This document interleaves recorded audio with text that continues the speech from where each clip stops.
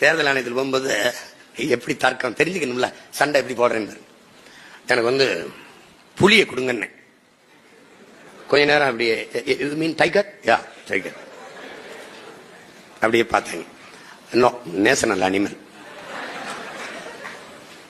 அப்ப இந்த lotus national பிளவரை எதுக்கு பிஜேபிக்கு கொடுத்தீங்க? என்ன பக்கத்தில் இருக்கிற 2 அதிகாரி ஒருத்தர் பார்த்துக்கிட்டான், வச்சுக்கலாம் நாள் ஒருங்க அப்படின்னு. சரி, காளமாடை கொடுங்க. அடுத்து கேட்பேன்ல, காளமாடு. No no no no no. அப்புறம் மயில கேட்டேன், அதே பதில் தான். அப்புறம் காளமாடு கேட்டேன், என்ன நம்ம ஜல்லிக்கட்டு அப்படி கால உயிருள்ள எதையும் தர்றதில்லைன்றாங்க.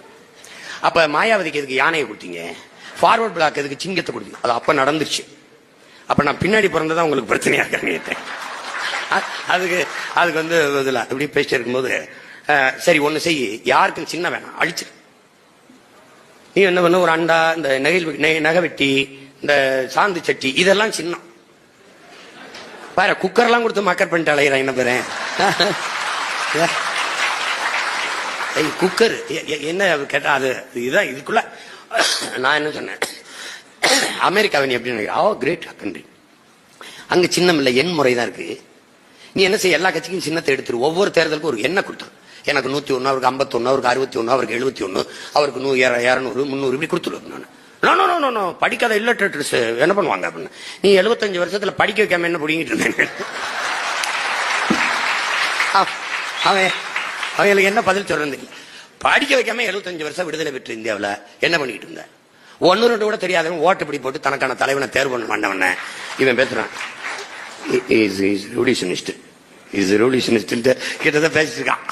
கடைசியா எதையுமே உயிர் உள்ள எதையும் தர முடியாதுட்டான். கடைசியா நமக்கு விவசாயி கொடுத்துட்டான். ஏன் விவசாயி கொடுத்தான்? எந்த விவசாயம் உயிரோட இல்லைன்னு முடிவெடுத்துட்டான். புரியுதா? உயிர் உள்ள எதையுமே தர முடியாது என்று சொன்ன தேர்தல் ஆணையம் நமக்கு விவசாயி கொடுத்துருக்குன்னா, உயிரோட எந்த விவசாயம் இல்லை. ஏன் நமக்கு கொடுத்திருக்கு? உயிரை கொடுத்தாவது வேளாண் பெருங்குடி மக்களை நாம் தமிழர் பிள்ளைகள் காத்து விடுவார்கள். உழவை மீட்போம், உலகை காப்போம். உணவு இல்லை என்றால் உயிர்கள் இல்லை, உயிர்கள் இல்லை என்றால் உலகம் இல்லை. எனவே உழவை மீட்போம், உலகை காப்போம். அந்த இடத்துல அவ அசமாது வழி கிடையாது. என்ன நான் சொல்லிட்டேன்ல, பாரதி கண்ட தர்மமே வெல்லும். என் பாட்டன் சொல்றாங்க, திருவருள் பெற்ற மகன் வருவான்டா அப்படின்னு. வெல்லுவான். உலகத்துல எவன் வேணாலும் தோக்கலாம். என் அன்பு பிள்ளைகளே, வேளாண் குடிமகன் விவசாயி தோற்றான் என்று செய்தி வரவிடும்.